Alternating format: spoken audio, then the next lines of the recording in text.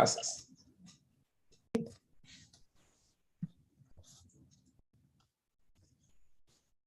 I want to look as Martin. Martin.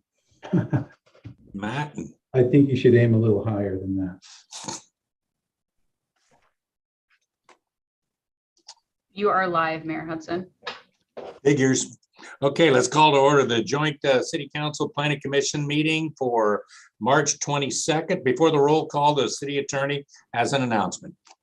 Thank you, Mr. Mayor. Assembly Bill 361 suspends certain provisions of the Brown Act, allowing meetings like this one to be held by teleconference in order to help prevent the spread of COVID-19.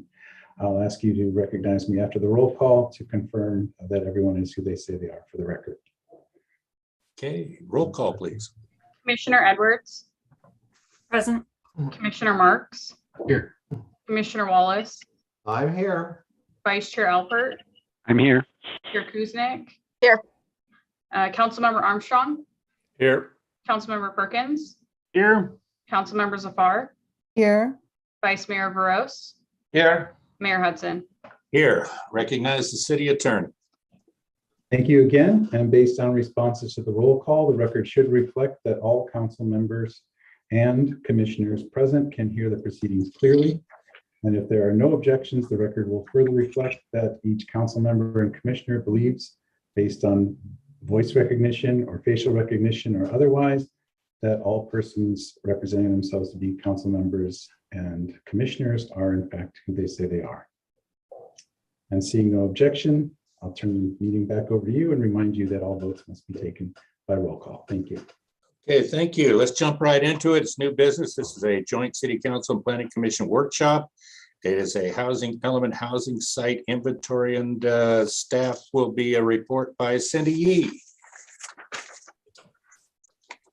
Great. Thank you so much for the opportunity to present the study session this evening. I just wanted to make sure before we start, we do have consultants in the panelists. Eric Serrano and Bryce Haney with Rincon Consultants is here to assist staff this evening. And so with that, I'm going to go ahead and start sharing my screen and just give a brief presentation on our discussion this afternoon. And so I thought I'd just really briefly give you a quick review of Saramone's RENA for this upcoming Sikh cycle. We consider the current cycle that we're in as cycle 5, and then the new cycle 6 is what we're planning for through 2023 to 2031. And as we all know, our assigned RENA is 5,111 housing units that the city will have to plan for this next 6 cycle. And so in order to meet our RENA, what we have to look at are projects that have been planned and approved. We call those pipeline projects, projects that have been approved by the city that we can count towards meeting our 5,000 unit RENA allocation. We also can factor in accessory dwelling units that we expect to be constructed over the 8-year cycle. And then we can carry over units that are associated with housing opportunity sites right now. And if they have not been built out in our current cycle, we can carry those over into the 6th cycle and continue to use those opportunity sites for to meet our 5,000 unit RENA.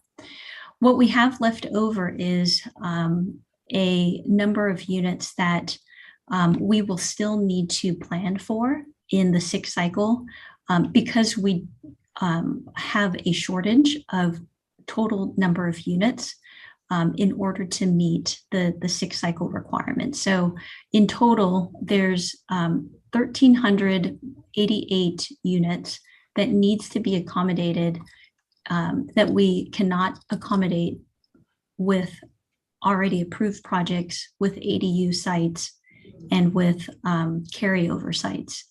And so the goal now is to identify enough housing opportunity sites to accommodate the minimum 1,388 units.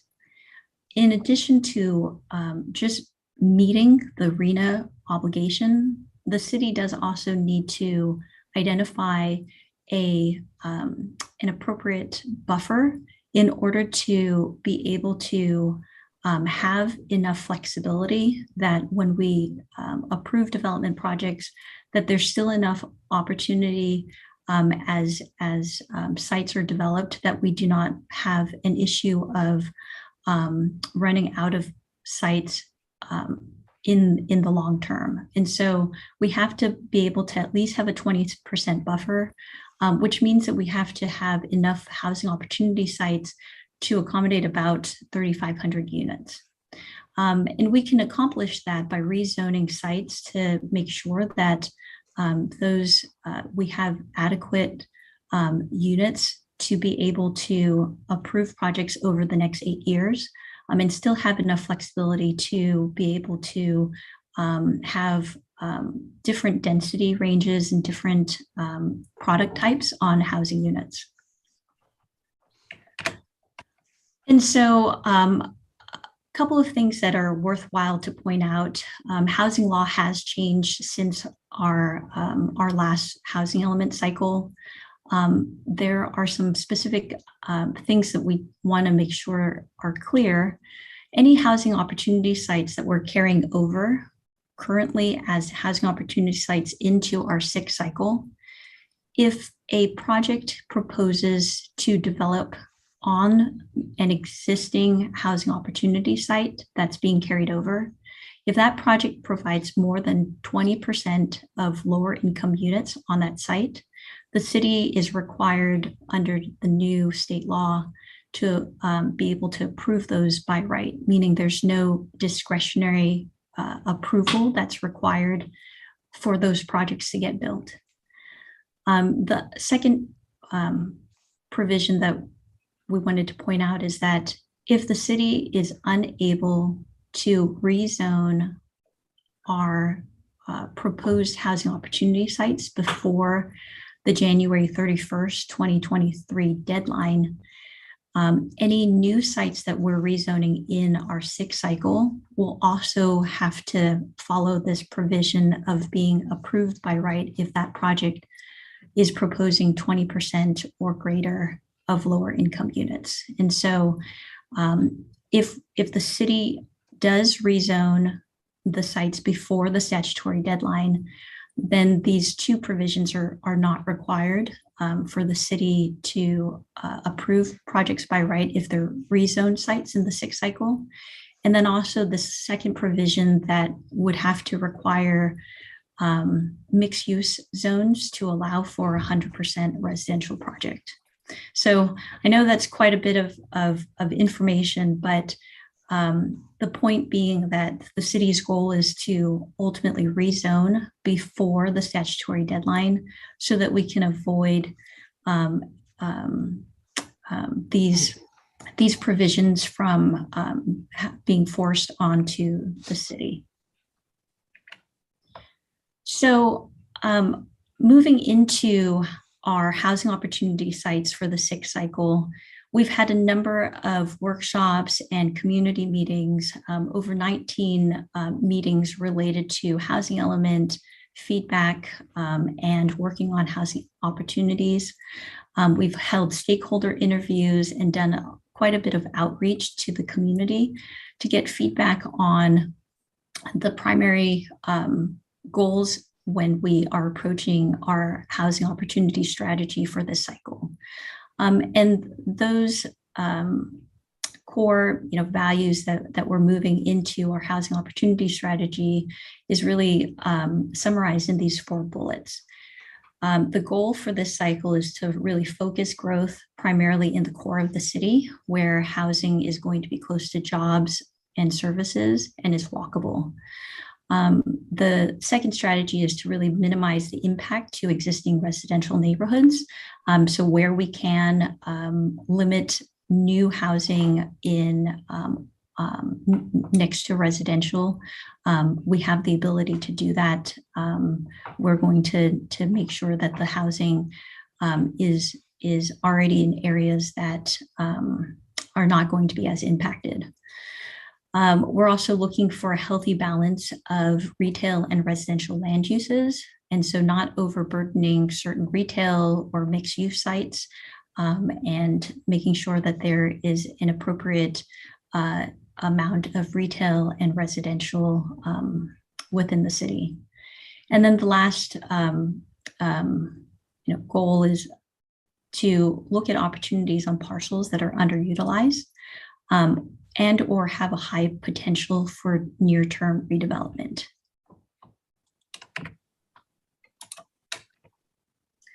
So with those strategies in mind, we looked at housing opportunity sites that should be removed as part of the Sikh cycle.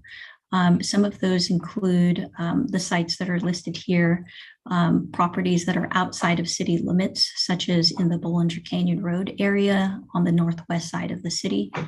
There's another parcel on the west side of the city, typically referred to as the Upper Gelderman parcel. We're recommending that that's removed as a housing opportunity site for the Sikh cycle.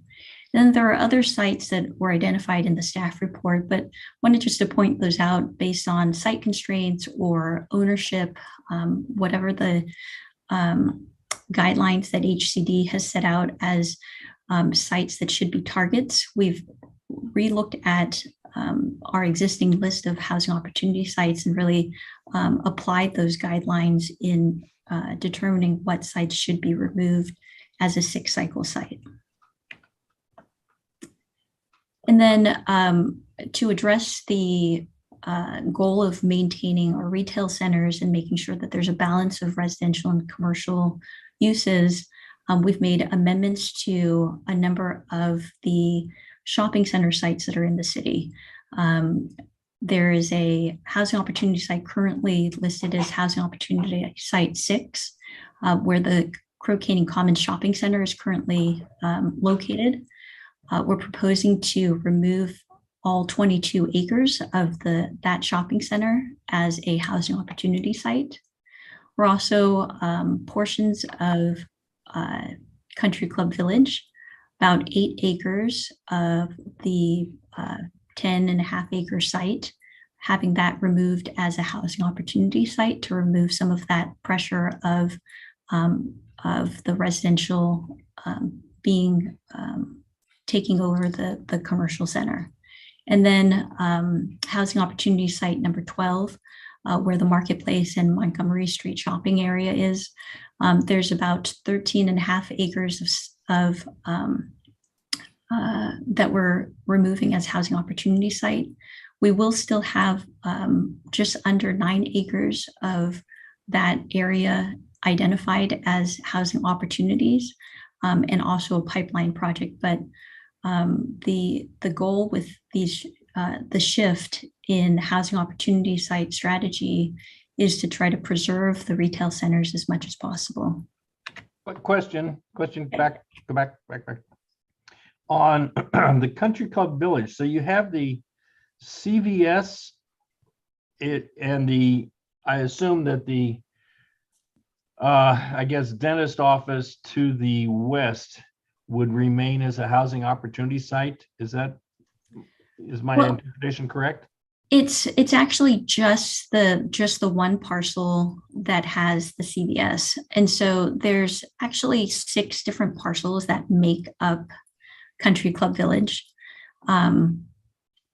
CVS's parcel has frontage on Village Parkway. And so no, it doesn't. The dentist office next to it does. Right. But the parcel lines. Okay, that was my question. Does it include the dentist office next to it? It does not include the dentist office as part of that development. And it could, but when you look at how the parcel lines are drawn for Country Club Village, and that particular parcel where the dentist office is, in order to redevelop that site, you would have to remove almost all of the retail shopping in order to redevelop to the dental parcel. However, with CVS, there is still the ability to redevelop that The parking dentist lot. office is on the farthest west part next door to CVS. That's correct. It fronts Village Parkway. It does. I can pull up a parcel map to show you how Okay. the I would footprint like to looks see that because Yep. the description you've given me is still confusing me. Sure. So Okay. it will be clearer when you see. Let me the ask parcel this map. first, Cindy, before we jump into it, because I was going to ask for it afterwards. How many more slides do you have? And then we'll make this the first thing you come back to. Sure. There's about 10 more slides. Is that okay, Scott? Yep. Okay. Okay.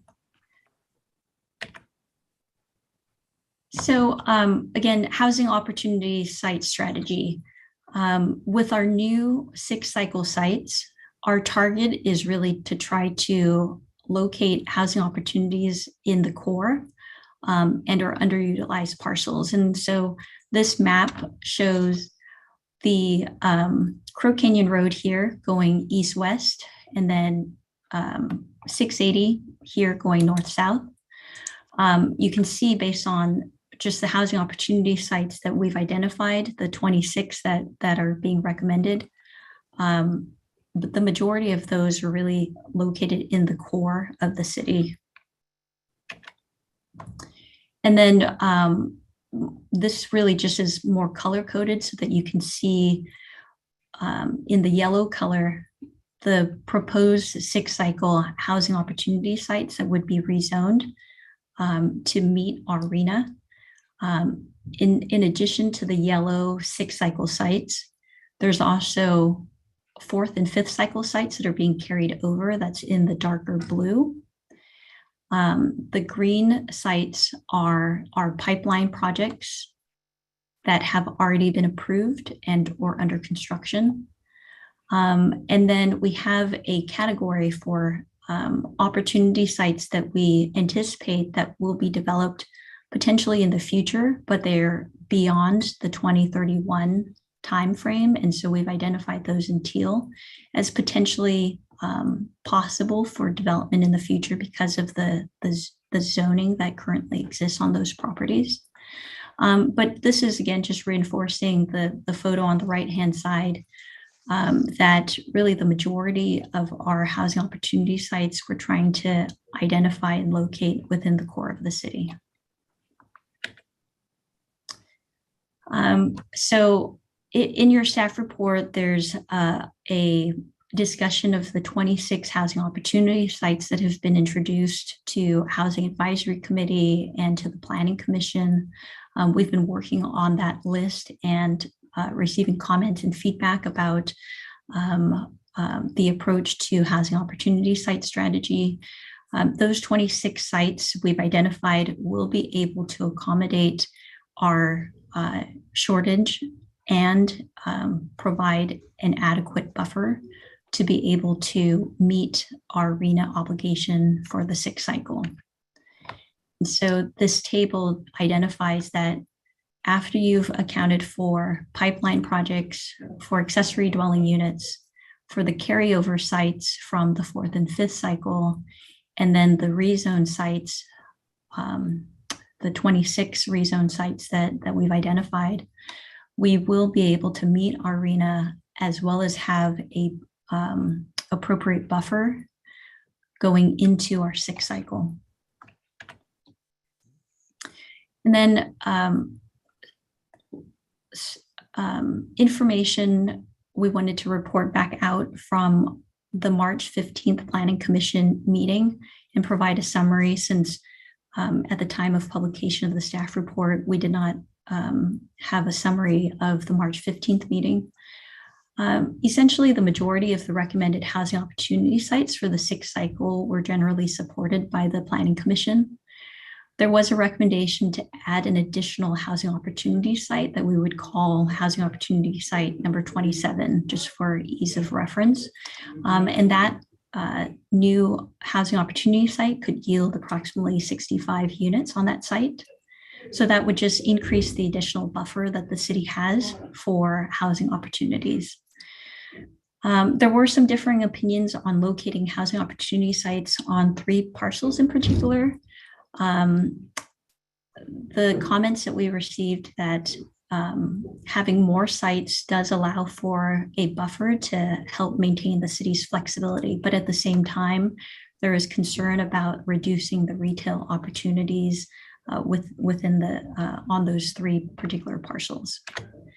So those 3 parcels, just to highlight here for discussion, 2551 Ceremon Valley Boulevard, which is at the corner of North Canyon Road and Ceremon Valley Boulevard. It's a 3.8 acre parcel. It's a 2-story building that is currently zoned as mixed use. 41% of the existing ground floor is non-retail.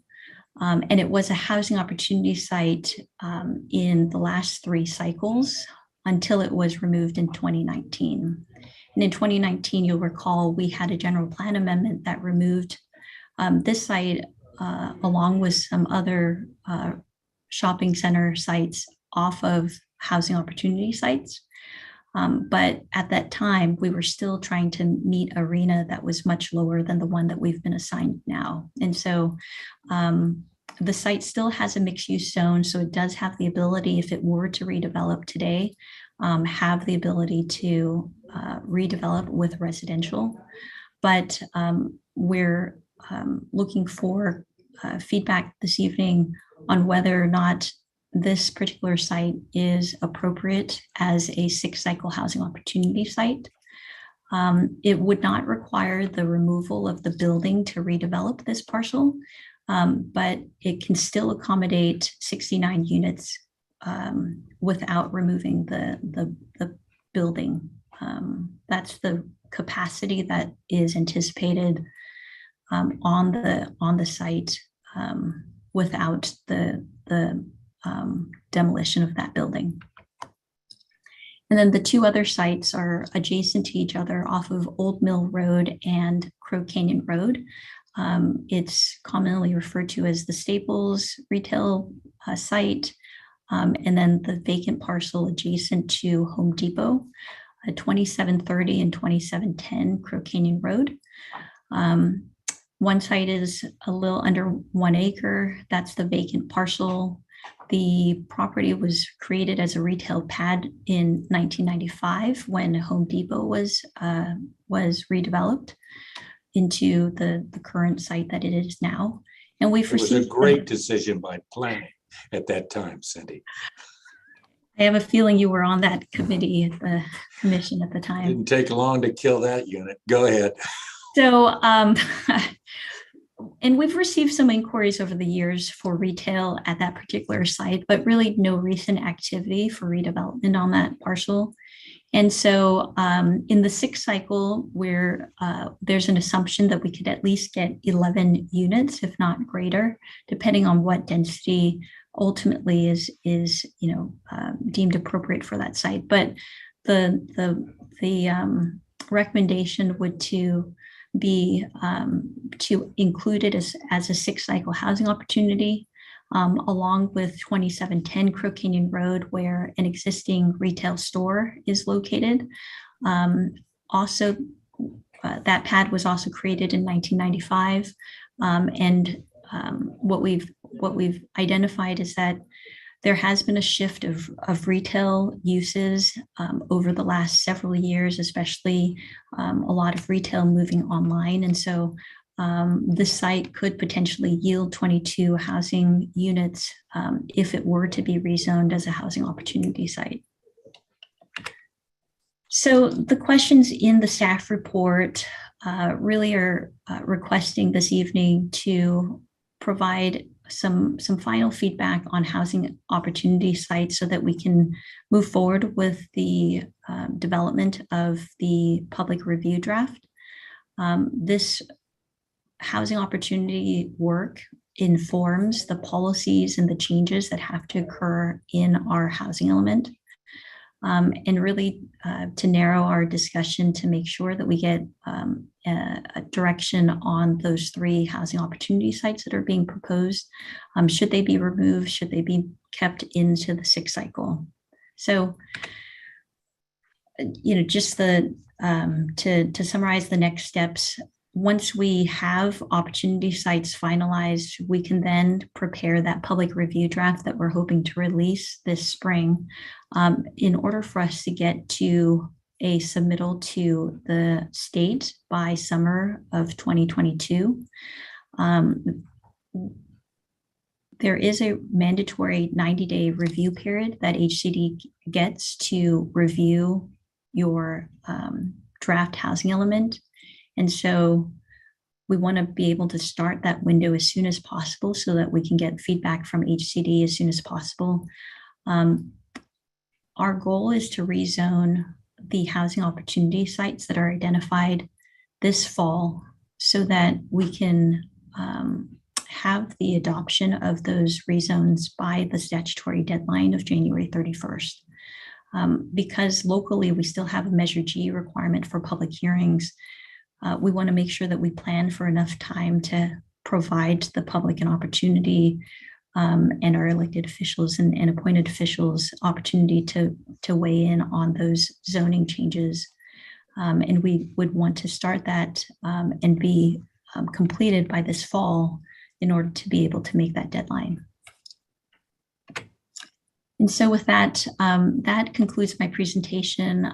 I can Well, let me do it like this if I can, Cindy. We're going to start with the question that Councilmember Perkins started, would be page 8. We'll all kind of stay with page 8 if we can. We're asking for clarifying questions at this point. Then I'll open it up to the public. Then we can come back and address things like Center Point, 2551, San Ramon Valley Boulevard, 2730, 2710, that kind of stuff. So if we can go back to 8, but first, Vice Mayor Barros has a question, a clarifying question. Yes, I have a clarifying question. Go ahead. Okay, so Cindy, I see the property address 2780 Crow Canyon Road as well as 2710 Crow Canyon Road. And in addition to that, 2251 San Ramon Valley Boulevard, right? So is there any reason on 2780 with 0.9 acres, I see it's 11 units proposed, right? So is there any reason why we propose only 11 units? Why not in 1 acre? Is it possible to go all the way to 25 or 30? So on the 0.9 acres, and I think we're talking about 2730 Crow Canyon Road, just to clarify. Yes, yeah, so there is an ability for us to increase the density on that site. Because it is a vacant parcel, there is more flexibility on that particular parcel where if we were to assign a density range that's higher and maybe something where the housing product type is more of a higher density, then we could assume more units on that site. But it's a lower conservative number that we are expecting on that site, but the yield can be higher for that property. Before we get up more of the 2730 and 2710, I'm looking for, is there something like what Scott's asking that isn't clear, where he was trying to get an understanding that this is to the west, this kind of stuff. I'm sorry, you had more, Sridhar? Go ahead. I have other questions. Yeah, but we can do that after public comment. I mean, we're going to get into a full discussion. We're only looking for clarifying now. Sabina? Yeah, so Cindy, the last 3 sites you shared, are those like a bonus on top of what we've talked about? So yeah, those 3 particular sites are on the list of 26 sites that the city is recommending. Those units go towards meeting our RENA, and if we were to take those off as housing opportunity sites, what that does is that just reduces the buffer that the city has. But there is the ability to take those off if the city desired to do that. We would just need to make sure that we still have enough sites after we take those sites out to have a comfortable buffer. Thank you. Okay. I know you had a lot of questions on page 8, Scott. So before we open up public comment, I want to make sure that you got the answers, because I have a feeling people in the public are going to ask the same thing. Can we throw page 8 up again and you make sure that your questions were answered or clarified? I think you can see my screen that I'm currently sharing right now. Yes. So I can't see anything on it. It's just, it's black and says started screen sharing. Yeah. Yeah. Okay. And we're looking for page 8. I'm pretty sure it's the one that had 3 different parcels. She's on the right parcel. yeah, so I'm sharing my screen here to show Yeah. the entirety of Country Club Village. This is Okay. the entire shopping center in this. Yes. My question, when you said that the parcel, I guess this parcel number 9120, it adjacent to it is parcel 9130. And 9130 is a cleaners and a dentist. Mhm. And while one could imagine putting housing units on the parking lot, but if you took out the CVS, but left the dentist and the cleaners there, that would really be odd. I would think that is kind of goes into the Hall of Fame for bad planning. So I would agree that 9130, which is this Yes. parcel here, there is the potential to add that particular parcel into the housing opportunity sites list. Nothing would preclude the city from doing that. And we can combine both of these sites as housing opportunity sites to make more flexibility to potentially redevelop. One of the things that we've worked on in terms of identifying realistic capacity is to try to maintain as much of the retail as possible. Oh, well, I would object to that statement because I've got the Magnolia site. You can't tell me you tried to save retail and you've got Magnolia on the housing opportunity site. That the space there is completely occupied and gets a lot of usage. So on the one hand, you can't say Magnolia is a great opportunity site and that dentist office is a bad opportunity site. I can't buy it both ways. Okay, but let's stick with clarifying now. After the public comment, we'll Okay. do the battlegrounds. Okay. Okay, Cindy, can you pull it down? I want to make sure I'm getting any other participants that have clarifying questions before I open the public comment. Yep. And I don't see anyone else. So let's open up the public comment if we can. Now is the time. If you wish to speak under public comment, please use the raise your hand feature on Zoom or dial *9 on your telephone. Remarks are limited to 3 minutes per person. Clock will be running. I'm dragging it out to get 3. Yeah, I expected those 3. And Jim, you're going to have to tell me why you approved that back in '95. I have 3 people that wish to speak. Let's start with call-in user 1.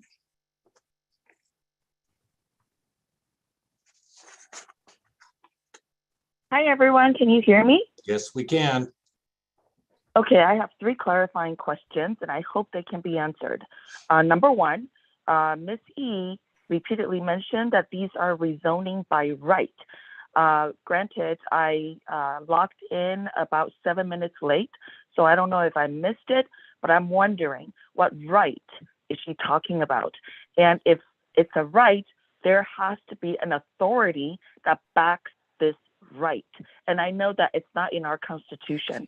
So if she insists that she agrees with the top, and what I mean by that is maybe the state government, that they have the right, then what authority are they going by?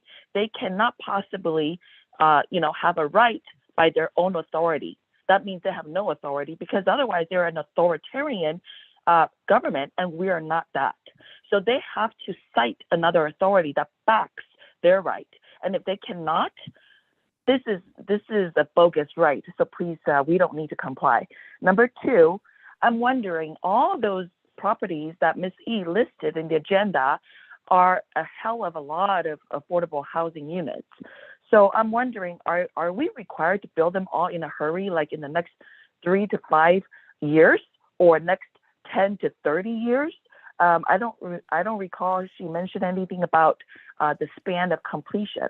Number three, water is a very precious resource. And I remember in the past, these builders will be using potable water to build these units, which is of grave concern, because Newsom had brought millions more monks to come here to share the drinking water with us.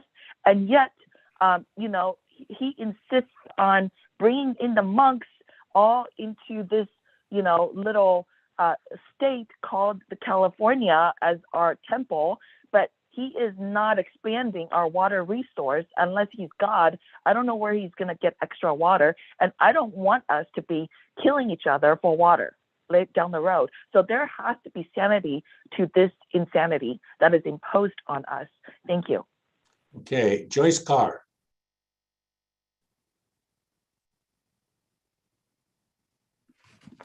Thank you. Can you hear me? Yes, we can, Joyce. Okay. I'm also going to be speaking on the water issue, which you've heard me speak before about. I understand the state is going to be cutting back water to cities by 25%, and our drought continues and gets worsened. As we're facing this water crisis, the state seems to show no regard for us. They don't seem to care. But because at the same time that we see this lack of water, the state has demanded that cities build enormous numbers of new housing. I would like to see our city get involved in this. We need to communicate with East Bay Mud. I tried to communicate with them and I was unsuccessful. I would like someone from East Bay Mud or whatever to explain to us how the water distribution is going to be taking place. Otherwise, our quality of life is going to be greatly reduced. At this point, pardon just 1 second. At this point, the state is asking the citizens to conserve. Soon, they will be demanding us to cut back on our water usage. We need to speak up now. Thank you so much for listening. Thank you, Joyce. And Jim Blickenstaff, who I believe was a council member when they approved that project in 1995. Can you hear me? Yes, we can. Oh, good. Or maybe not good, depending on your point of view. But yeah, I was not on the council in 95. I think you mentioned the year 95. But anyway, I don't want to get a sidetrack here. There's a huge fundamental problem here. It starts with RHNA numbers. They are egregious, and what is offensive is they demand all this commitment to housing without a regard to other issues that are just as important to cities. And the city, when complying with that priority, gives up a lot of other issues necessary to the city to keep maintaining your quality of life and the ambience in the city. So I see this inventory issue as a part of that. I see the different categories that have to be filled with huge numbers of housing in a rather short time is like a minefield. Cindy Lee has demonstrated the basic concept, but in terms of specifics, I think the first thing we need to understand is when you have these certain categories of housing opportunity or phase cycle 6 or whatever you're talking about, what does that physically do on the ground? Let's have a picture of what's going to happen if that is entitled. Marketplace comes to mind because it's kind of an arbitrary set of numbers now about what's going to happen. But the reality is a physical presence when the entitlements are made, and what's that do to our city? So I think when we have sites that are a blend of current residents and go into some businesses and other buildings in Bishop Branch, we have to understand completely when we have an attractive, popular retail center, Marketplace comes to mind, and these categories that we're trying to fit in to comply with these huge numbers, what does that actually do on the ground? We need specifics on key areas that are popular to the city, are viable, that have a little bit of housing, and make sure we understand fully what we're doing, because it seems like once you start the path of an inventory for phase 5 and phase 6, you're heading toward rezoning and entitlements. And then you're making a decision on what's going to be there in a few years just by this broad picture of an inventory. So like I said, I see it as a minefield that we have to be very careful in understanding what we're doing. And we need to know that information up front. How is this going to impact the city? What's the view shed going to look like if we comply? What's the quality of life going to look like? Needs for parks and parking and all these other things. Let's understand that fully. Give the full story to the residents before this just kind of happens to them and it's too late. Thank you. Thank you, Jim. Okay, anyone else? Susan Ferris, Endercom, you wanted to speak on this item? You have the floor. Thank you, Mayor and council members and Planning Commission. I just wanted to make one more point. I understand right now the Marketplace area where TRC initially put in a project proposal is in the planned and approved category, or what you're calling pipeline. I just want to make sure that I'm really understanding this, because TRC pulled back the apartment complex plan it had submitted, or took no action, and then resubmitted a new plan for condominiums. But they've taken no action on that. And my timeline shows that they've got approximately 30 more days to do something on that. Or is that still going to be considered pipeline, that there's going to be some type of construction there? It's a bit of a concern to me, because it alludes to the fact that something has been reviewed and approved. Thank you. Thank you. Is there anyone else who wishes to speak before I close public comment? We'll try and get a couple quick answers and then jump into it. I don't see anyone else putting a hand up, so I will close the public comment. I mean, some of the things I heard, I can answer. I don't even need staff on that. Build by right is real, very real. It's in legislation, and yes, the state can legislate. They expect us to build these within 8 years. I don't think they realistically expect it, but that's what the sixth cycle is about. It's 2023 to 2031. And EBMUD is the one that's going to tell us whether or not they have water or not. Every time I've asked, they said, nope, we have water for that. We had John Coleman speak earlier. I was asked over the last week to see if we could get them back. It seems like we have him here quite a bit, but I will delve into that and see if John Coleman can answer more questions about the RENA component. And the thing about TRC was the last question, and someone was asking it, are they in the 30-day? I'm not sure yet. Cindy, did you hear that by any chance, what that question was from Susan about TRC and where they are in the process? I can generally answer the question. First off, the Marketplace proposal has not been approved. It is a planned project that has filed a preliminary development application and identifies 40 housing units as part of their proposal. That they have since filed a formal application, if I understand correctly, to process for a 40 development proposal. It will be required under SB 330 for formal review by the city within 5 public hearings. And so it isn't an approved project, but it is a planned project that has filed an application. And so we have created assumptions under our pipeline projects of 40 units associated with that particular parcel that we can identify to the state as an opportunity to meet our RENA. It doesn't necessarily guarantee that it's going to be approved, but it's an assumption that we can include because of a application that has already been filed. Good, thank you. And let me elaborate a little more on Bill by right, and then I'll ask the indulgence of the commission of the council. And I'm going to look at Eric Wallace because when I define build by right, I think of a group home. And they can build 14 homes in this city and it's licensed by the state. Now, they have the right to do that.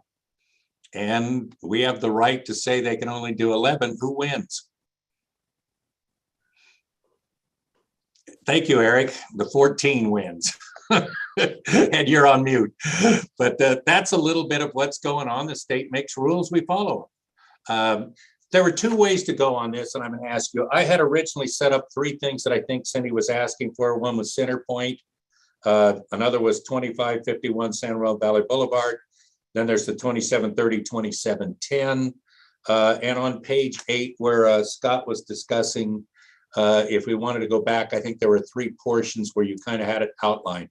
What is there a preference from anyone where to start? If not, I will say, let's go back to that page 8, Cindy, and see if there's anything, anybody, because that was kind of, Scott, go ahead. On that site, we talk about, one of the things I really want to emphasize, my point of view, is the RENA numbers and other planned activities are going to likely increase the city population by something on the order of 15 to 20,000 people. And so when you increase the population on the one hand, and you decrease the retail at the same time, you're doing a disservice, not just to the existing residents, but the new residents as well. There aren't that many vacancies in San Ramon. There are some, and we could point out which sites those are. But I found it curious that a site like the one at Eric's Deli and the optometrist there is listed as a housing opportunity site, when in fact it may not be as much retail as we would like, the ratio, but it's darn near fully subscribed. And along the same lines, the Magnolia Square is fully subscribed. I ate dinner over there the other night at Fat Maddie's, and there's a Starbucks and there's a few others. There's the ice cream, there's the pizza, there's Petco. It's fully subscribed. Now, the parking lot on the far north side is underutilized.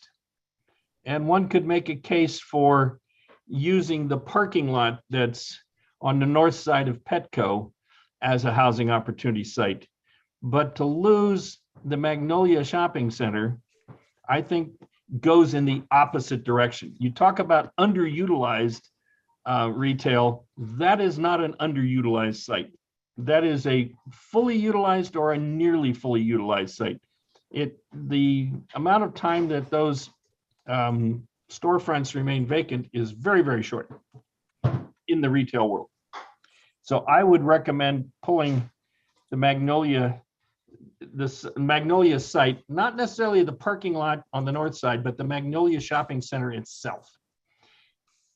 Now, when it comes to the Country Club Village Shopping Center, I'm not real crazy about losing the CVS there, but to declare that the CVS is underutilized and the adjacent dentist and cleaners should not be, really stretches credibility when it comes to underutilized sites. To say that the CVS is underutilized, but the laundry or the dry cleaner and the dentist, if you're going to include the CVS, you really ought to include those two others adjacent to it. It doesn't make a lot of sense to eliminate to redevelop the CVS and leave the other two standalone, isolated. That to me, like I said, belongs in the Hall of Fame for bad planning. The third one that I have real trouble with is Staples. We lost our Home Depot, or excuse me, our Office Depot. Fortunately, we got something better in many ways than the Office Depot with the gas station. But now we're down, we have just the one center that's focused on that kind of product. I don't know if their business model is still healthy or not, but I think that's a bad move. The parking lot adjacent, I think, could be more densely or identified more with higher density. And I think putting Centerpoint on our list certainly makes sense. It's an office space. Yeah, it's a really nice office space, and I'm not sure that the owners intend to convert it, but some of the spaces we're including probably have, landowners that won't convert in the next 8 years. So my number one element is we can't decimate our retail. I don't want people saying, well, where am I going to shop? Where am I going to find this service or that service? I think we can densify some of the sites we've got, go up from 30 to 40 units per acre if we don't have enough buffer. I think we should remove Magnolia Square from the housing opportunity sites. I think that is highly used, and you cannot convince me that it's underutilized. You'd have to show me a lot of data as to why that site is underutilized. Staples, I'd like to see it removed from the list, and the Eric's Deli and Optimus and the optometry, I'd like to see that removed from the list.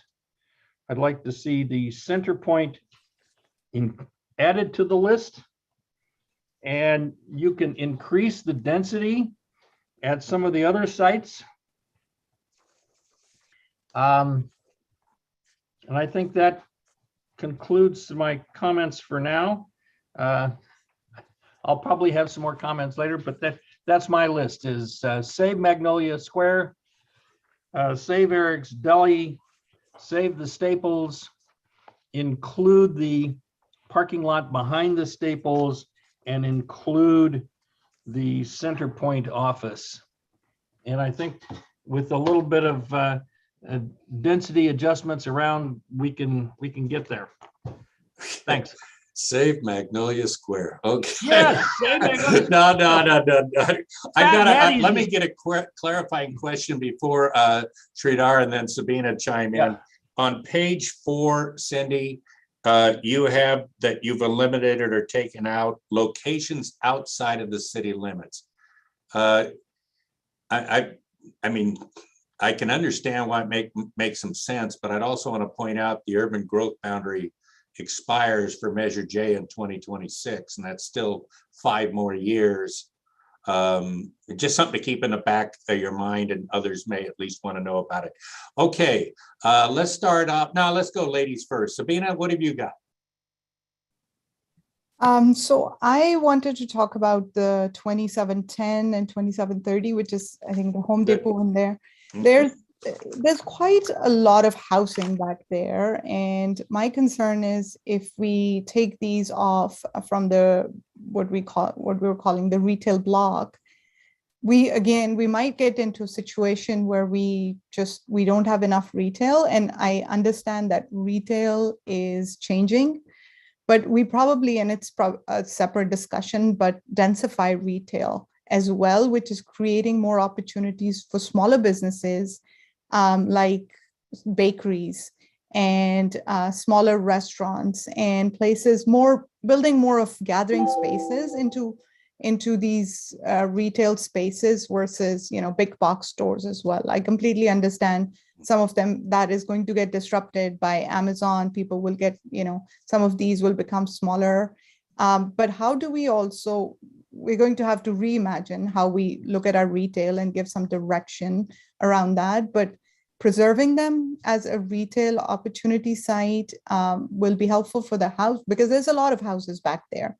And I don't see a lot of opportunities for retail or restaurants or places to come over there. So as we look at retail, I think we look at retail as gathering spaces as well, which we can redevelop into places where people can go eat, people can, have a coffee shop, people can go hang out. As the population grows, we've seen, right, city centers getting extremely popular with the right kind of retail coming in.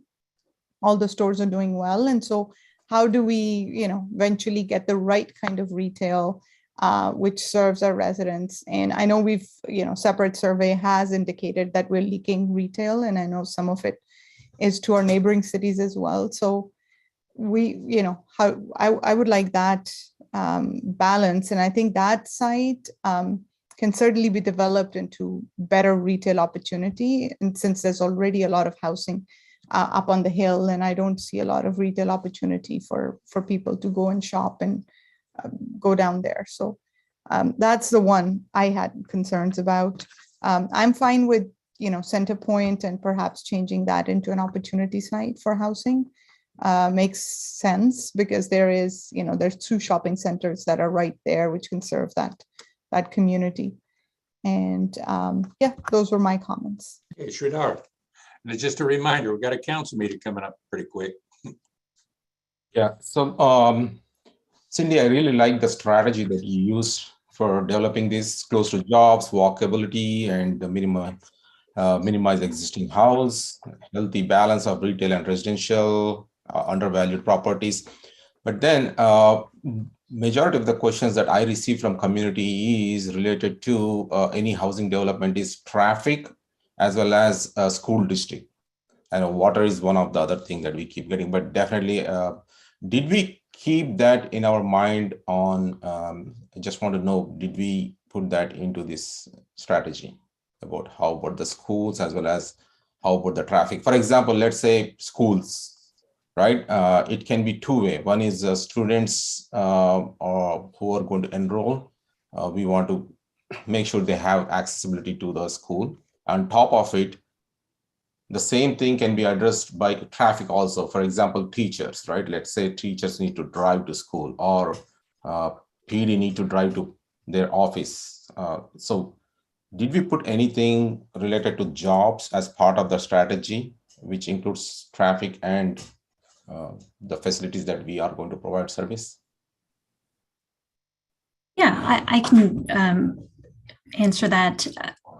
In terms of the school district and the school implications or the enrollment implications, we have had conversations with the school district in terms of, part of this process and where our future pipeline projects and where housing opportunity sites are being targeted. We have shared that with our planning partners at the school district.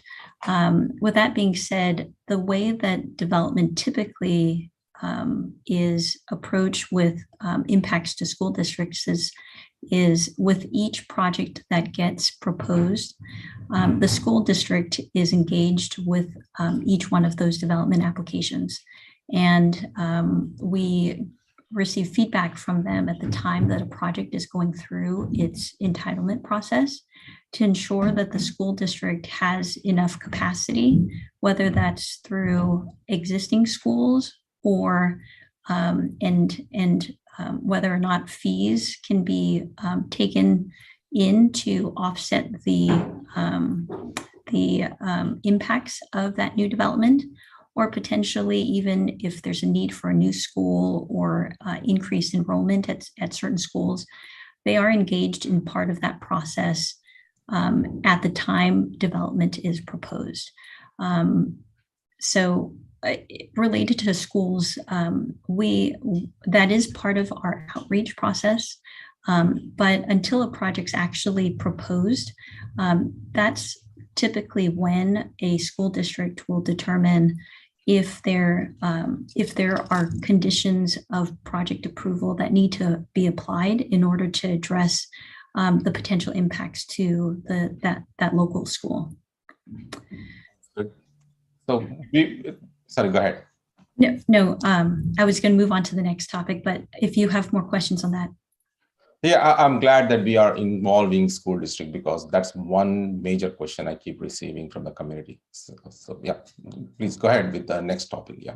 So as it relates to traffic, we do have an environmental review process that's part of the housing element update. That is going to be a step once we've determined where housing opportunity sites are going to go and where these units that have been assigned are going to be accommodated. There will be an environmental review process that's part of that, where we do evaluate the potential traffic implications of the increase in population and where they've been designated. So that is part of the review process, and you'll get an opportunity as we go through the review and adoption process to review and analyze what the implications are from a traffic standpoint. Okay. So with this part of the strategy, right, as it is coming up, at what point we can spell out our infrastructure improvements? For example, when we are increasing the housing, we need to present with what is the kind of infrastructure improvement that we are going to do, right? Like adding more lanes to the roads or that kind of information. At what point can we bring that into this document to share with the community? I would say that that's part of the overall general plan update that we are, that's part of this project. So there are various parts of the general plan update. Housing element review and approval is one component of that. But the bigger project that the city is working on is really the general plan update. And so because the housing element is what's driving the need for a general plan update, once we have determined where the units will be accommodated, we can then, as part of the general plan update, which will be part of this project, those discussions will occur this fall as well. And how about the units? What is, when I read the document, I forgot the page number, but it mentions like in acre, we want to have 30 units. In certain places, it is 20 units. So what dictates that one? I'm not quite sure maybe which particular page. So most of them in the plan, it says 30 units per acre. Let me see. The density ranges? Yes. That's right. Yeah. Right. So there are different approaches to density, but primarily we take guidance from the state Housing and Community Development Department to determine at least the minimum that the range has to be in order to be able to count towards meeting our RHNA. And so HCD has guidance that they've provided to us to determine realistic capacity based on a size of a parcel, based on the constraints that may be on a parcel, what the realistic capacity could potentially be on that site. And so part of our review of realistic capacity is looking at the range of units per acre that could go on a particular site. And that range may be a higher density in perhaps the core of the city versus looking at outer lying areas where the density may be more suitable to be a lower density if it's surrounded by other lower density areas. And so the density range really is looking at the location of that site, what's in the surrounding neighborhood, and what housing types we would want to see within those neighborhoods. So if that's the case, whatever Council Member Perkins mentioned, that we need to look at option of increasing the units so that we can have a buffer, is that feasible? Yes, that is actually part of our strategy. Currently, for example, our mixed-use zone has a density range of 14 to 30 dwelling units per acre. That density range was adopted back in 2002 when we first updated our general plan to include the mixed-use designation in the city. That range, although it has worked for certain sites, what we're seeing is that we are trying to get a higher intensity of land use on those mixed-use sites. And so one of the strategies that we are working towards is increasing the lower end of that range, so raising it from 14 to a higher density range.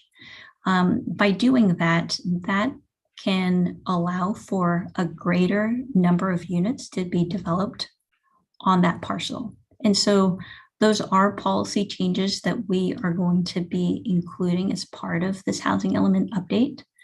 And things that I think we've talked about with the Planning Commission and Housing Advisory Committee as strategies for us to be able to try to limit as the housing opportunity sites and not have more than necessary, but still have enough of a buffer. For me, I would say that I totally agree with both council members about retail space, that we need to safeguard them because of as the population grows, we need the retail, at minimum the grocery, right? Groceries and basic necessities. And if we have a challenge in finding housing opportunity sites, then we need to figure out how we can address that with higher density. Right? I think at least in previous plans that I saw, I felt like mostly developers guided that, the density, but I think going forward, I think we should guide that, the density at each development site so that we can have more buffer, as well as we'll be ready for our next cycle. I'm sure there will be next cycle, right? So 7th cycle is going to be coming. So we'll be ready for those future cycles. That's one, definitely I want to make sure we address that. And also one more thing is right now, the document, I try to search like what are the stories like which we can build or how much height of those. Maybe we are still at the early stage, maybe like you're going to include that in the future. Is that going to happen per site? It will. Our main focus right now is to identify appropriate sites. We have some suggestions for rezoning and density ranges, but along with the density ranges will also be a reevaluation to make sure that the development standards, including parking requirements, height restrictions, setback requirements, all of those are going to be reviewed as part of this process. Sounds good. And one more thing I would like to include within your strategy is that about protecting our open space. If it will be great if you can mention that we would like to protect our open space as part of this whole strategy that we are putting together. So that will help. That's on specific sites. I'm good with all the plan except for Eric's Daily. Whenever I go there, I even went a few times. The down floor is always pretty occupied because of the fast signs and Eric's Daily and all that. But then on the first floor, or you call here second floor, yeah. So the second level, I always see nothing there. So. Sridhar, let me bring this back to a reality check here. What we're going to do is identify sites. I need to get some comments out of the planning commissioners also. We're starting to do the whole general plan. This is the housing element we're going to deal with. And we're going to get everybody's opinions on what should be in, what should be out. And so at least the commissioners can have an idea. Let me ask one other thing that I didn't bring up, and it's probably should have been under clarifying question. And that is on page 8, the golf course has a land designation of golf course, which was specifically redesignated by the city from park. I believe that was the battle not to make it park. Well, we went through several meetings on, it was ag open space prior to that. And that might lean towards kind of what Sridhar was just bringing up on the open space component on. I do want to chime in on what I thought should be on this thing.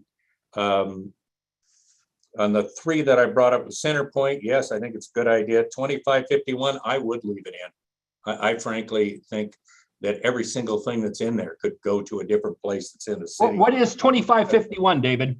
I believe that is the theater, the Eric's Deli, and the stuff you're talking about. But Okay. I'll come back to it. Let me get all my points out first, and then I'll come back to it. Those were 3 things that we were asked. That's why I wanted number 8 to come up. 2730 and 2710, I have no problem with. 2730 was going to be a drive-through coffee shop. It got melded into the outside of the Home Depot building anyway, and it functions more there. Staples, we can find places for, I watched Ace Hardware come in for the 3rd time, which was a location over at Crow Canyon Commons. Finding another location for that is no problem. It's dead. It just hasn't done the business, especially compared to what Home Depot is. The big ones for me, though, were on page 9.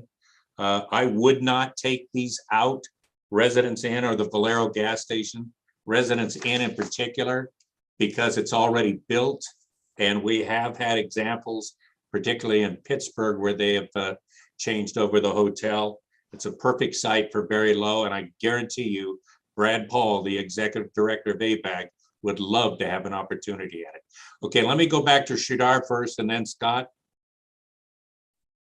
Yeah, so this housing element is definitely very important, critical. I understand that we have a council meeting, and but then I want to make sure I share my viewpoints and also what I receive from the community, right? So, okay, so coming back to this, one more important thing, I do see that within the title or within the description, there is a climate action or how we are going to address this housing element, along with the make sure we should add that information also. Because, for example, let's take traffic, right? So we are planning whole this development within the core area. One of the reasons is because that will help us to reduce the traffic so that folks can get onto the 680 corridor easily, right? So I think we need to even highlight that why we are picking in these regions and how it is going to help in order to address our climate action also. So that's another point I would like to add. And I will tell you that it helps you that I emailed that to Debbie tonight of what the Air District is looking at tomorrow morning to change what are the points of CEQA and how that works, exactly what you're talking about. So it's being developed as we speak. Perfect, great. That's pretty much from my side. Thanks, Cindy. Thanks for presentation. And Scott, you had additional? Yeah, very quickly. I think we're going to need to have another meeting. We've got 7 members here that haven't spoken, and we've probably only got 30 minutes for that. So I think we really ought to plan on having another meeting on this topic, even if it's only a few weeks away. Obviously, not everybody's going to get a chance to speak all of their mind, and I don't like that. Okay, I'll leave it to them. Again, my points were the Residence Inn, even the Valero.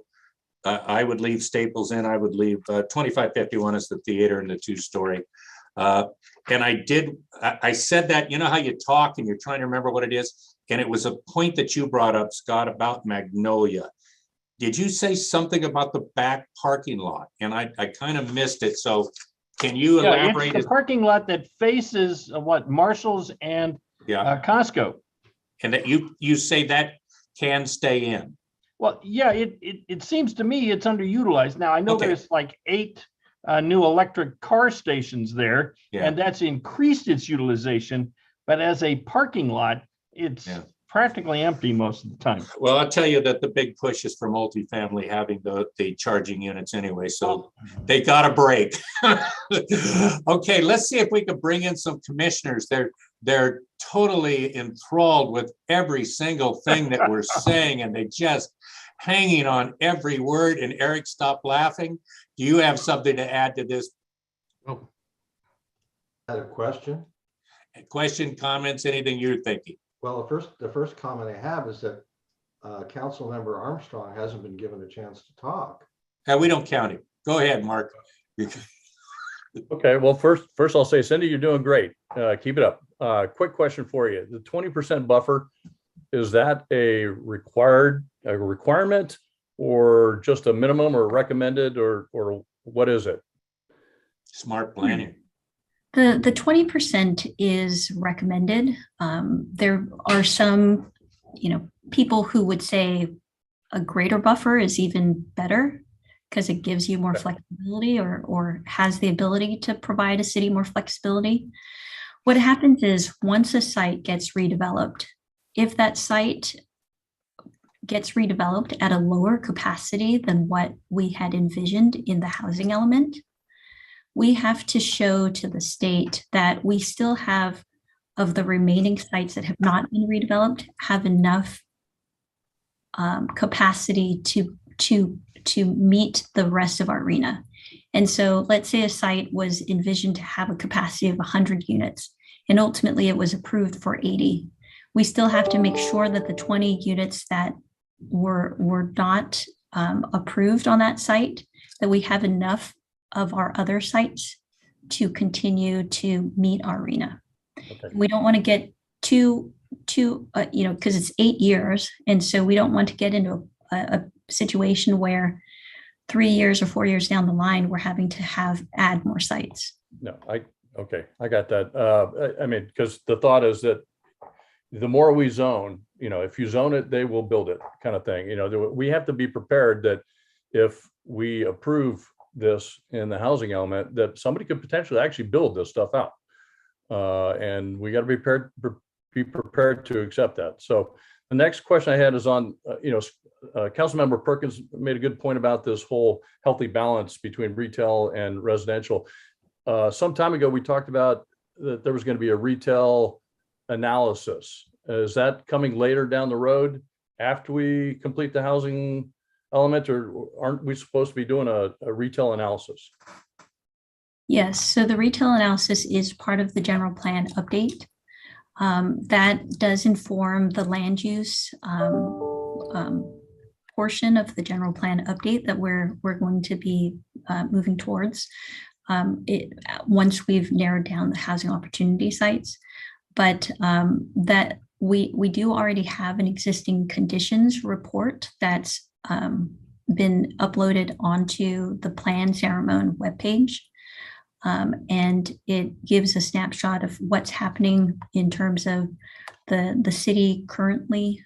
And one of the appendix to that is the existing condition of retail. So there will be an effort as part of this process to look at all land uses. I know tonight we're just focused on housing specifically, but there will be opportunities in the future to talk about our policy direction for retail. Okay, all right. On the Eric's Deli property, it sounded like there's the opportunity to retain the existing first floor retail and potentially build on top of that. Are we talking about vertical mixed use? And if so, then how do you condition that to only build up above if it's just zone general mixed use? And what's to stop anyone from just tearing that whole thing down and taking out the retail? So each of our housing opportunity sites that we've identified, there are different strategies for each site because some sites may be vacant, some sites may have an existing shopping center, but it may be older or newer. And so our strategy with each particular housing opportunity site and our expected capacity on each site is going to be different in the way that we approach it depending on the site itself. Eric's Deli, as an example, when we identify 69 housing units as a potential on that site, we're looking at a density range that is, between 20 and 30 dwelling units per acre. And it still allows, because the site itself is 3.8 acres, that we have the ability to maintain the existing land use and the existing building and only redevelop maybe an acre or so of the 3.8 acre total. And so we don't, on that particular site, we're not projecting a capacity for the entire 3.8 acres. It's projecting a capacity that could allow for the building to remain if the developer chooses to do that.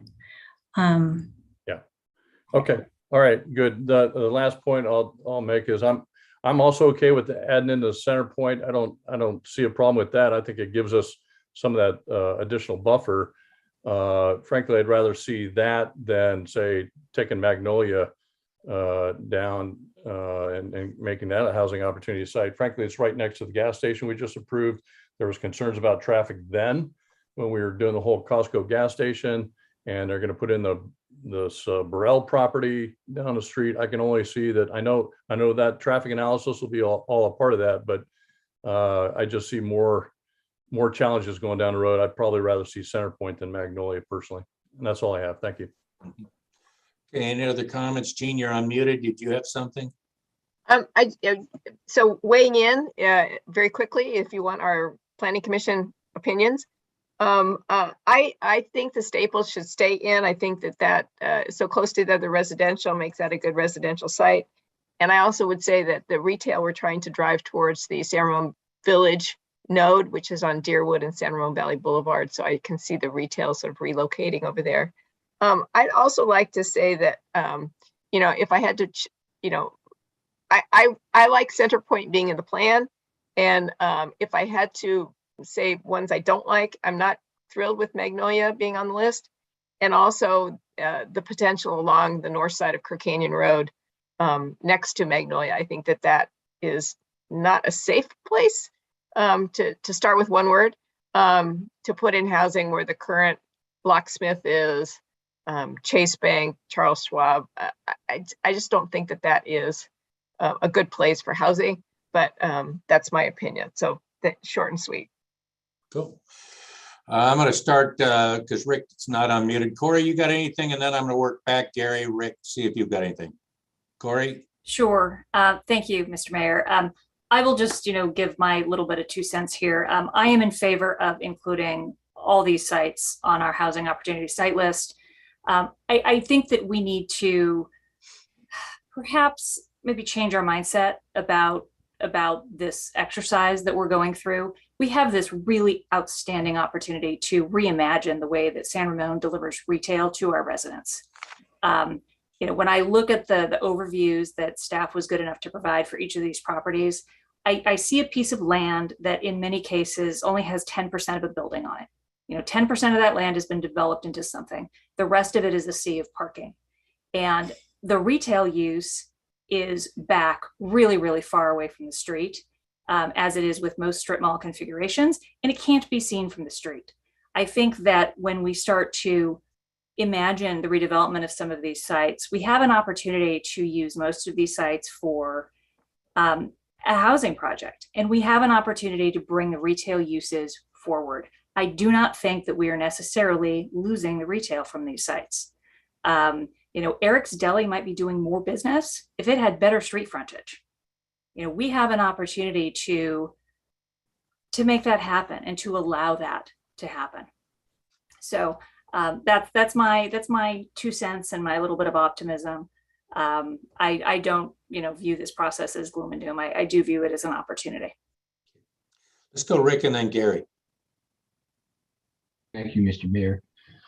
I will try and be brief, which is not in my nature, but I will try. I agree with Councilmember Perkins and Councilmember Zafar that in fact, we need to do more to preserve our retail. I believe that we are at a point where we are unnecessarily gutting retail in order to have lower density in certain parts of the city where we could have higher density. And I mean that in terms of the Bishop Ranch. I believe that the Eric's Deli site should remain a commercial retail center. I don't have a concern about the theater being converted to housing.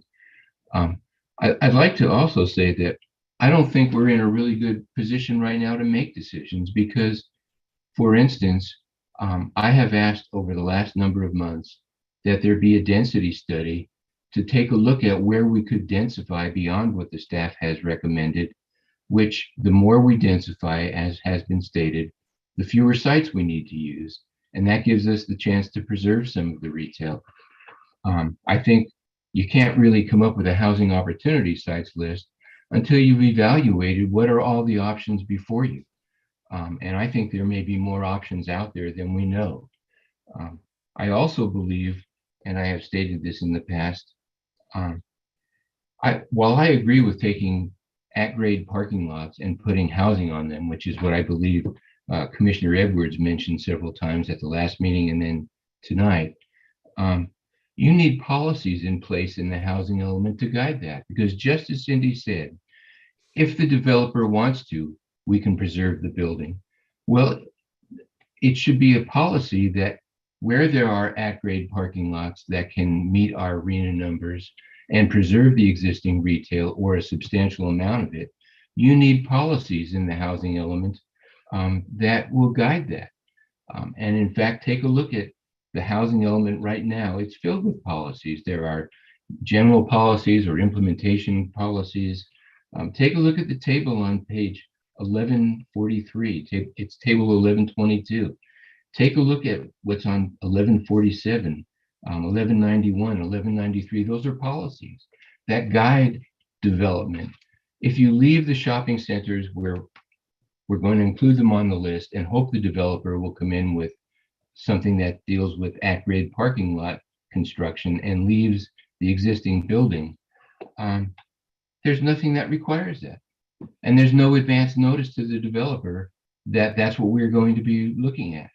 You need something in the housing element that states what is it the city is looking at that guides that development. And maybe then there will be opportunities to keep existing retail, at least substantially, and provide housing.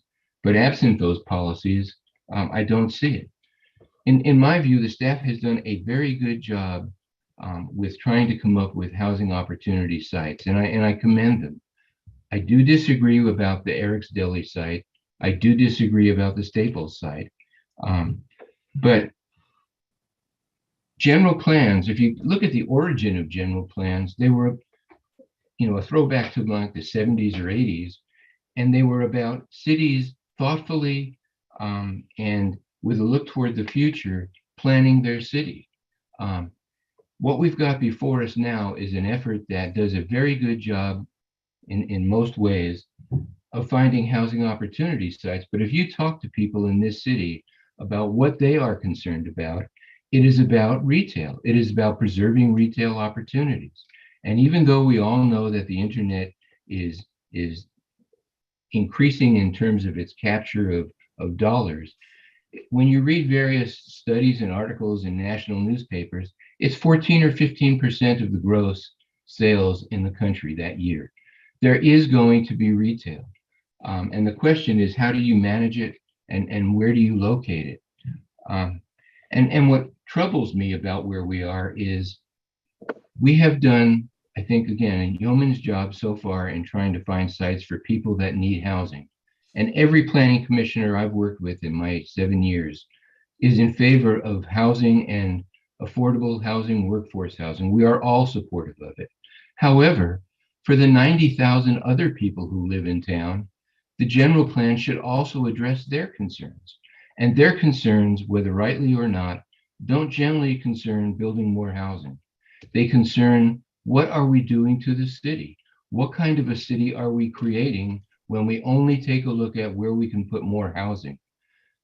It seems to me it is a missed opportunity that we will regret if we do not come up with a strategy and a set of policies, again, that guide how retail will be preserved and how it will not. And let me use an example in the staff report on page 9. Under marketplace, everybody sort of breathed a sigh of relief a while back when the 284 or 64 unit 5-story building was removed and the 40 townhouses or condos were substituted. But take a look at the realistic capacity side in this table. It talks about 96 moderate units. Now, where are they going to go? They're going to take more of the marketplace. We're going to lose more of that shopping center if we keep doing this kind of stuff. We need to be very clear about what is the percentage in terms of acreage and gross square feet, shopping center by shopping center, for those that remain, how much can be converted to housing? We need to send a very clear message, and I do believe the city attorney needs to be involved. If the will of the council is we've got to do more to preserve retail, we need the city attorney to weigh in on what are our legal options for doing so. Once we know what our legal options are, then we can come up with policy options that support those legal options. But right now it's a shot in the dark. So I think in terms of a housing opportunity site list, again, I am not in favor of taking Eric's Deli and converting it to housing. But whatever we do on retail, you've got to come up with some direction and not leave it to, gee, I hope the developer is going to do this. They usually don't. That would be more expensive to build with the building in place. And it would be more expensive in terms of infrastructure that may need to be located, underground infrastructure that may need to be relocated by putting the retail toward the street. So my plea to the city council is focus on the retail side of this. The staff is doing a very good job on the housing opportunity side stuff, but we are still vulnerable relative to sites. Once they're on the HOS list, we're not going to be able to do very much to stop them from being raised almost entirely. Lauren, and then Sabina.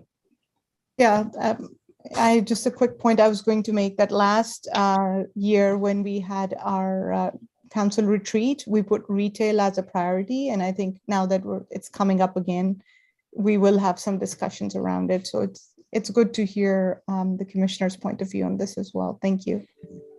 Lauren first and then Eric. Okay, thank you.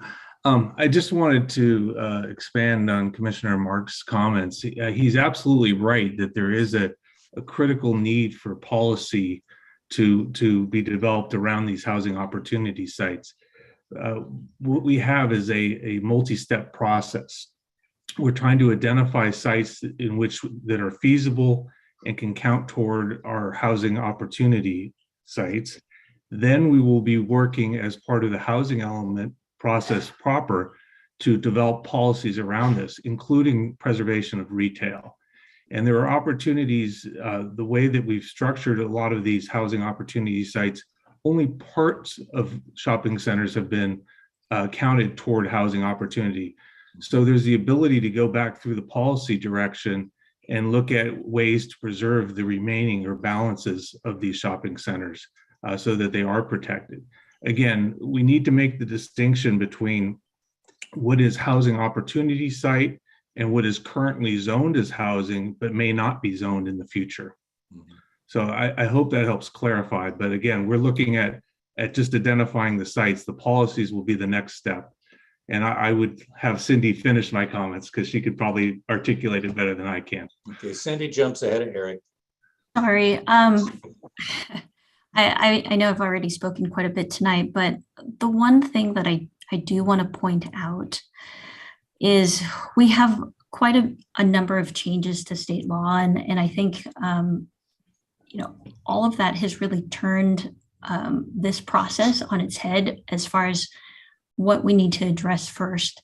But the one thing I really wanted to point out, the change that's been made to state law is that if we don't rezone these sites before January 31st, any site that's identified as a mixed-use site, if we're using more than 50% of our housing opportunity sites to be allocated as meeting our lower income RENA, any of those sites are going to have the ability to be developed at 100% residential as a matter of state requirements, and at least 50% of the footprint of that site has to be allowed to be residential. And so if we don't rezone before that statutory deadline, our ability to create policies to maintain a certain amount of retail balance on the property is no longer available to us because so many of our sites are being used as mixed-use sites. So I just want to make sure I point that out, because the urgency is that if the city wants to continue to maintain our mixed-use sites and a balance of those sites, we would need to rezone those sites before January 31st. Definitely. Let me get the last staff member, and then it's going to be Eric, Gary, and then Sridhar. Debbie? You're on mute. To clarify Anthony's comment, so the statutory deadline means HCD's approval by January, and they have a 60-day window. So that means our work has to be completed by the end of November of this year. Yes. So that's just to kind of put a finer point on that. We are really pressed, but I think tonight, as Lauren mentioned, tonight's job is to, identify the housing sites that we can begin our discussions with the state to see if we have adequate sites. It may not be the final discussion on the sites, but it's the start of the discussion with them. And then once the state says, yes, those sites work, then we can return and start developing those policies that really respond to the council's desire to preserve retail. Okay, Eric, and then Gary. I agree with Commissioner Kuznick about 2710 and 2730 Crow Canyon Road. They are currently surrounded by housing right now. I've been in Staples. It is, to me, it's an underutilized area. And I'm sure that to the extent that we needed a in-house store like that, there are other places to do it. I also agree on putting Centerpoint into the housing opportunity sites. Right now, it is right next to Ryan Industrial Court, which is zoned entirely for residential. Eric's Deli, we've spent a lot of time talking about that. I think probably too much. Eric's Deli is zoned as mixed use, both in our general plan and also on our zoning ordinance. What that means is that the owner of that site can walk in tomorrow, drop an application on staff's desk to put in a 90-unit apartment complex, and there's damn little we can do about it. Making that a, quote, housing opportunity site doesn't change the ability of the owner one way or other to develop that site for housing. What it does is allow us to count units on that site towards our RENA numbers. So I agree with everyone who has talked about preserving retail in the city, but Eric's Deli, what you're talking about is doing something we cannot do. If we want to preserve retail on that site, then change the designation to commercial mixed use or retail. But I don't think we can do that under SB 330. So I think we're stuck with that being a potential housing opportunity site. And if we're going to do that, then let's get a credit for it from RENA for that and just go forward. The thing I want to talk about briefly is this. As you notice from all the sheets that the staff has given us, most of the rezoning will change commercial to mixed use. The problem with our current definition of mixed use is there is no definition of mixed use. Someone can walk in right now and call a 90% residential unit mixed use if there's a Starbucks on the ground floor. We've already seen that with one project that's already come in front of us. So if you want to really preserve retail or commercial in San Ramon, it seems to me the most important thing to do is to come up with a viable definition for mixed use that makes it really mixed use, that mixes residential and commercial and requires it to be done. If you don't do that, we're going to have a lot of mixed uses where there's a Starbucks or even smaller on the corner, and they have a 4-story residential complex on top of that, which is what's being proposed for that entire stretch on Crow Canyon Road between the US Bank Building and Alta. That is currently scheduled, proposed to be mixed use. And if we don't change the definition of mixed use in our general plan, it's going to be all apartments. That's my comments. Okay, let's wrap up with Gary and then Sridhar. Okay, trying to stay on task. Centerpoint, I support that being housing.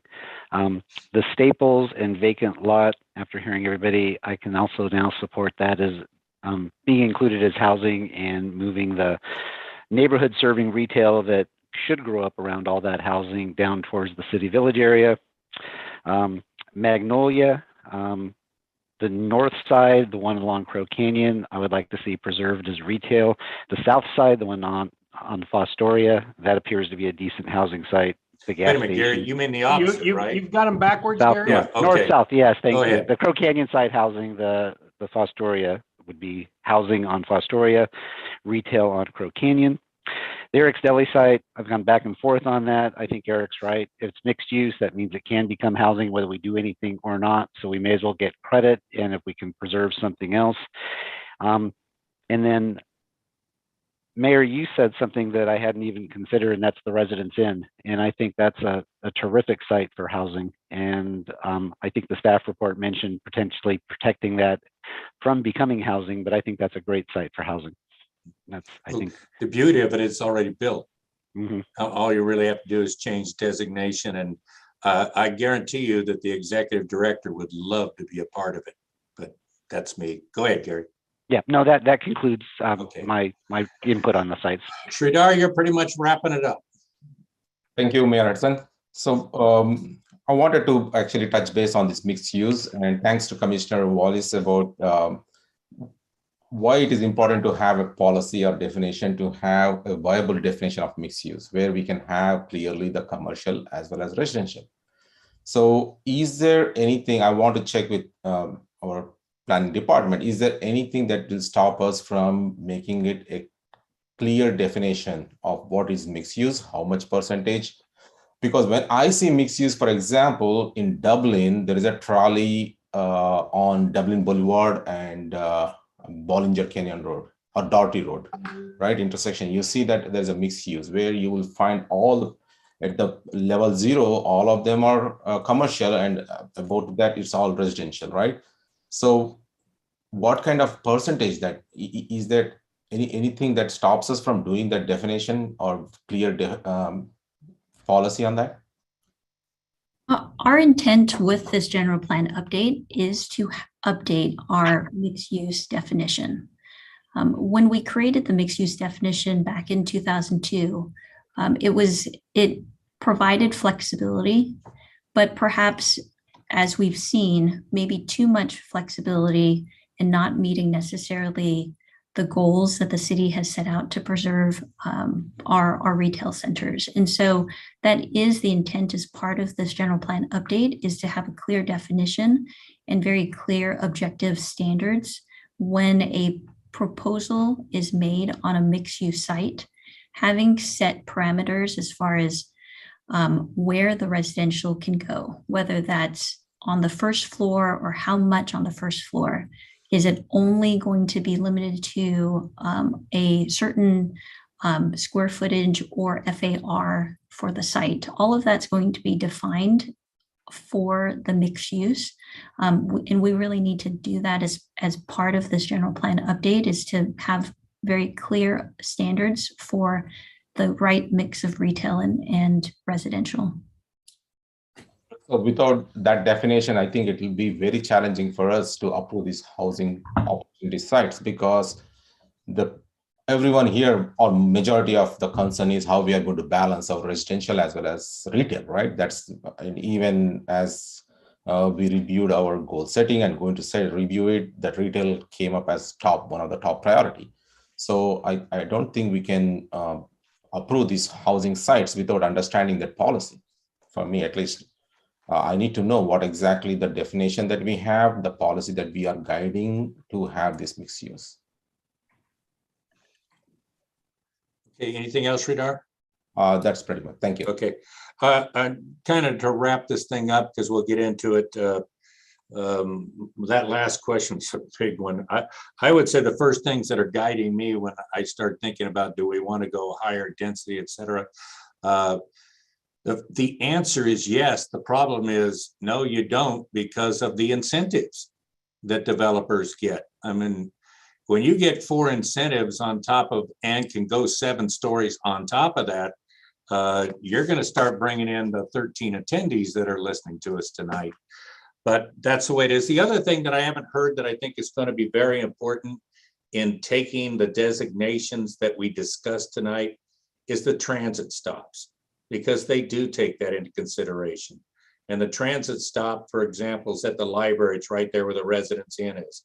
The transit stop is, I believe, right where we were talking about at 2551. I don't think, and I'm not sure where it is.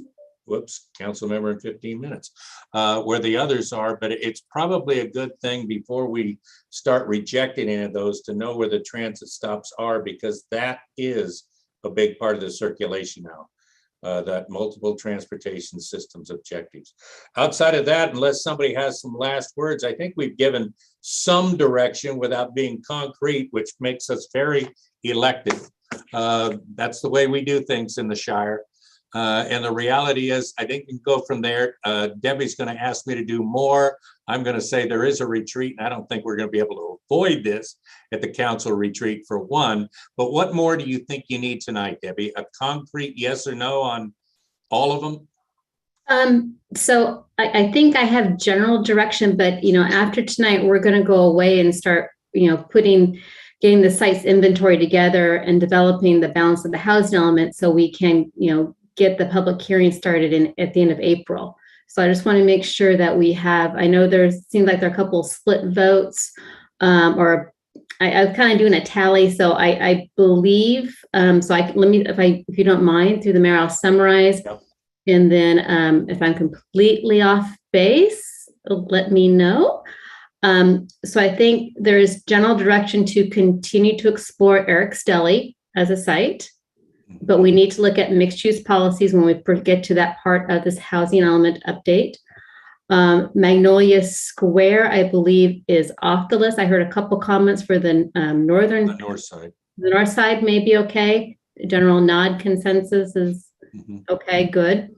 Country Club Village, I heard was okay, but add in those 2 out parcels, the one along El Costa and the one along Village Parkway. Make a little larger site. Okay, good. Staples, based on my tally, was one to continue to explore with the adjacent parking lot. Okay.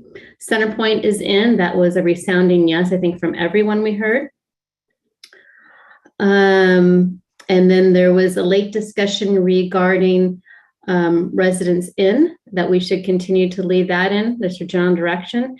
And then we had one comment regarding the corner of Camino Ramon and Crow Canyon, which is the long, narrow parcel with the locksmith, Schwab, US Bank, and CMG. Those are all under one ownership now.